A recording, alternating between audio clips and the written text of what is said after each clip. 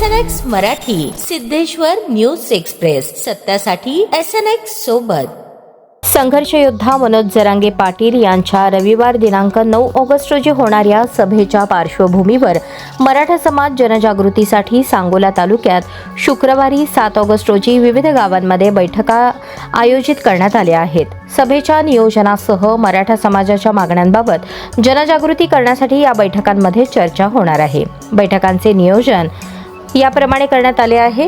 एकतपूर येथे सकाळी 9:30 वाजता, बागलवाडी येथे 10 वाजता, अचकदाणी येथे 10:30 वाजता, लोटेवाडी येथे 11 वाजता, खवासपूर येथे 12 वाजता, इटकी येथे दुपारी 1 वाजता, चिकमहूद येथे दुपारी 2 वाजता, तसेच महूद, खिलारवाडी, गायगव्हाण या गावांची संयुक्त बैठक दुपारी 3 वाजता होणार आहे।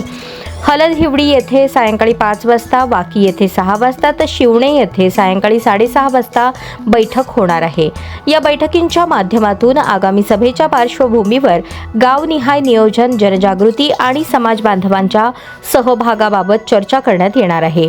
संबंधित गावातील सर्व मराठा समाज बांधवांनी बैठकीस वेळेवर उपस्थित राहून सहकार्य करावे असे आवाहन करण्यात आले आहे। एक मराठा लाख मराठा या घोषणेसह समाज बांधवांनी एकजुटीने सहभागी होण्याचे आवाहन करण्यात आले आहे।